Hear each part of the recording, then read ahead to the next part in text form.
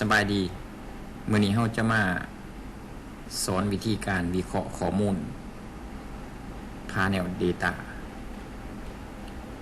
ซึ่งหลักการในการวิเคราะห์ข้อมูลของ Panel Data พื้นฐานเนาะเราจะมีขั้นตอนในการวิเคราะห์อย่างแน่ซึ่งรายละเอียดมันตามคลิปวิดีโอนี้เลยก่อนอื่นไปเปิดโปรแกรม Stata ขึ้นมาก่อนแล้วไป copy ข้อมูลที่เราจะวิเคราะห์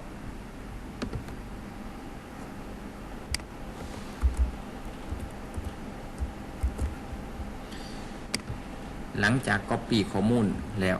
ให้มาวางใส่โปรแกรมเราจะได้ข้อมูลที่เราจะนำไปใส่ในการวิเคราะห์เบื้องขวามืออธิบายคร่าวๆก่อนการวิเคราะห์ข้อมูล Panel ก็คือข้อมูลไขว่แบบอนุกรมเวลาก่อนอื่นเราต้องไปเบิ่งว่าข้อมูลเราเป็นรายปีหรือรายไตรมาสนะเราไปเซตข้อมูลก่อนอื่นแม่นใส่คอมมานด์ xtset ข้อมูลเราเป็นข้อมูลรายปีเนาะไป xtset year ก่อนติ๊กใส่ year คอมมานด์เป็น xtset ติ๊กใส่ year ก็คือเราเซตข้อมูลแบบบอกว่าเป็นรายปีขั้นตอนในการวิเคราะห์ข้อมูล Panel Data จะมี3ขั้นตอน1เป็น Pool OLS 2 Fix Effect 3 Random Effect ใน3ขั้นตอนนี้เนาะหลังจากนั้นเราจะวิเคราะห์ว่าหลังจากเราวิเคราะห์มาแล้วเราจะเอาข้อมูลในการวิเคราะห์ตัวใดไปใส่ในการอ่านผลมันสามารถปฏิบัติตามขั้นตอนต่อไป1เราจะไปเบิ่งการวิเคราะห์ Pool OLS ก่อนก็คือการวิเคราะห์ส่งผลเส้นสื่อธรรมดาคอมมานด์ก็เป็น REG ตามด้วยตัวเปลี่ยนตามตัวเปลี่ยนอิสระแล้วก็กด Enter อันนี้มันการวิเคราะห์หรือว่าการรันผลสมผลเส้นสื่อธรรมดา OLS แล้วก็ตรวจสอบปัญหาว่าข้อมูลที่ใดนี่เกิดปัญหาเฮตีหรือบ่แต่มีแต่เพียงพิมพ์คำว่า test h e t e s t ซึ่งค่าที่ได้น้อยกว่า 0.1 แสดงว่าเกิดปัญหา heteroscedasticity ในการเกิดปัญหาตัวนี้เราจะไปแก้ไขด้วยการปรับค่าขาดเคลื่อนนะมีแต่ไปติ๊กเอา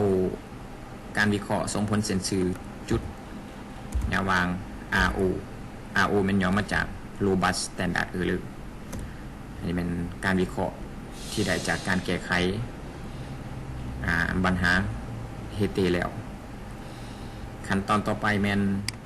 ขั้นตอนที่2วิเคราะห์ Fix Effect การวิเคราะห์ Fix Effect มันจะมีคำสั่งแตกต่างจาก OLS หน่อยหนึ่ง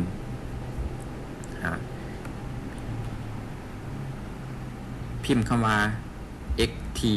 lag reg จะบ่เป็น lag ธรรมดาใส่ xt lag ตามด้วยตัวเปลี่ยนตามตัวเปลี่ยนอิสระตัวที่1ตัวที่2ตัวที่3ถ้ามี4-5ตัวกระติกตามนั้นแล้วจุดพิมพ์คำว่า fe มันย่อมาจาก fix effect enter อันนี้มันผลการวิเคราะห์ fix effect แล้วก็ไป estimate ข้อมูลไว้เพื่อเราจะไปเลือกว่าเราจะใส่ fix effect หรือ random effect ในการวิเคราะห์ให้พิมพ์คำว่า estimate store fix effect คำสั่งมัน est ima t es store กับ t sto RE อย่าวาง FE มันย่อมาจาก Fix Effect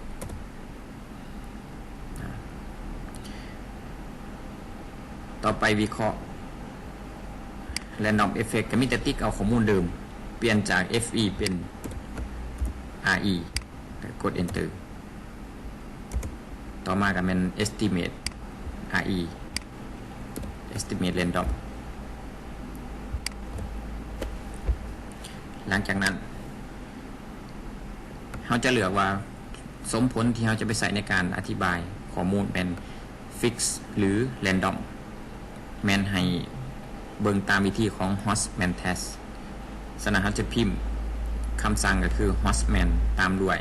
Fix Effect และ Random Effect ตามลำดับพิมพ์ Hostman Test H A U S M A N Hostman อย่าวาง FE และ RE ผลที่ได้จากการวิเคราะห์ของ Hostman Test บอกว่าจะเบิ่งจากค่า probability นะถ้าค่า probability น้อยกว่า 0.1 บ่งบอกว่าสมผลที่เหมาะสมที่สุดในการเอาไปนำใส่ก็คือแม่นการวิเคราะห์แบบ Fix Effect แต่ถ้าค่า probability ของ Hostman Test เวลาวิเคราะห์ออกมาแล้วมันใหญ่กว่า 0.1 แม่นเราจะเอาแบบจำลองหรือว่าการวิเคราะห์แบบ Random Effect ไปใส่เวลานี้เราจะได้ขั้นตอนการวิเคราะห์ข้อมูลภายใน3ขั้นตอนนี้สิ่งที่ได้ก็คือข้อมูลที่จะเอาไปวิเคราะห์แม่นตารางที่ได้จากการวิเคราะห์ Fix Effect ก็คือตารางตัวนี้ที่เอาไปใส่ในการวิเคราะห์ข้อมูลทั้งหมดสำหรับการวิเคราะห์ข้อมูลPanel Data ก็สิ้นสุดเพียงเท่านี้สำหรับพื้นฐานยังมีขั้นตอนต่อไปโอกาสหน้ามันจะได้มาลงลึกตื่มจะขอจบขอขอบใจ